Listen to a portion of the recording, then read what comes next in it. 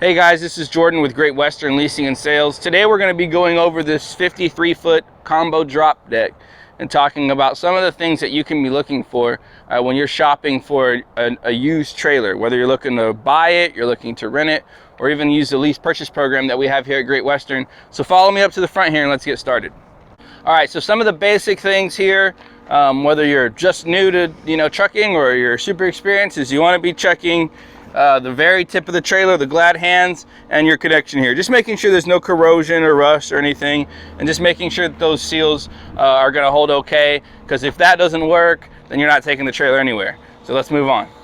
Okay, so now we're kind of in the front of the trailer still, but up underneath, we just want to be looking at the Kingpin and the Kingpin plate. And we want to make sure that this isn't all bent and wavy and cracked or rusted out. And then you want to swing around here to the back and just make sure that the Kingpin is sound, and right here, and making sure there's no cracks where the Kingpin connects to the main beams as well, because that'll make you fail an inspection. You'll get flagged, you'll get pulled over, and that's going to keep you off the road, and we don't want that. And we've moved over from the Kingpin, and now we're kind of just back here to the landing gear. This is a good spot that I like to check whenever I'm looking at trailers, because this is a spot where you can, if you're going to see any maybe hairline cracks or stress fractures, this is a good place where you might find them.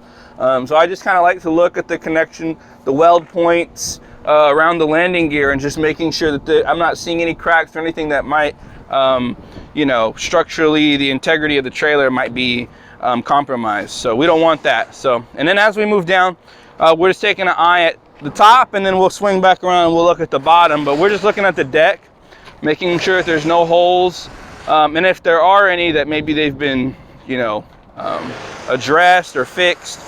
And we're also just looking at the wood nailers all the way down, making sure we don't have anything that's rotted. This is actually a really good deck, so we don't have anything it looks like that we really need to worry about down here. So then we're going to swing to the underside of the trailer.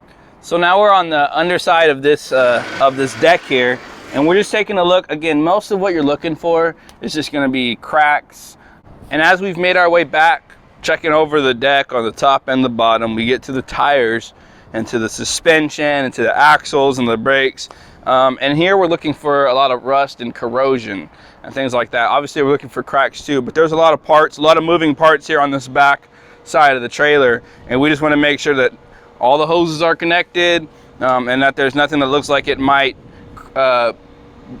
brittle or corrode over time, right after you buy it. So we can start with the tires, just making sure they have a lot of tread life on them. This is something that I think is important for sure, but you're going to be changing tires a lot, so I wouldn't let this make or break your trailer decision, but definitely something to take in mind. How soon are you going to have to be changing these tires? And as we're coming back behind, we want to look at the axles, we want to look at the suspension, and again, like I was saying, just making sure there's no rust or corrosion. This is really clean trailer here, making sure the airbags aren't dry rotted or anything like that, seeing how much life the brakes have on them, making sure the bushings and the S-cams look okay, and then you slider your way back and you do it on the rear axle as well. You do it on the second axle. This trailer has a rear axle slide. If you have the ability, you'd want to see if you can test that out, make sure that works. But you want to move to the second axle, look for those same things that you're looking for with the airbags and the brakes and corrosion. And if everything looks okay, then you're pretty much through the trailer at that point. So we'll talk about one more thing. So at this point, you want to do everything you did on the driver's side. You want to just go ahead and do that on the passenger side as well. That's always a good idea. You want to make sure you're looking at both sides.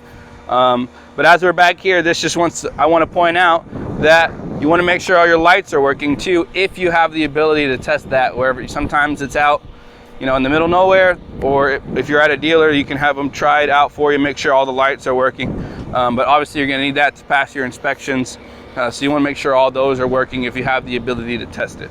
So those are some of the things you're looking for when you're shopping for a used trailer. We walked it from front to back to front. We looked at mainly for rust and cracks along the way. So hopefully that helps you out. But if you're looking for a solid used trailer that you can trust, head over to our website at greatwesternleasing.com, and we look forward to helping you out. Thanks.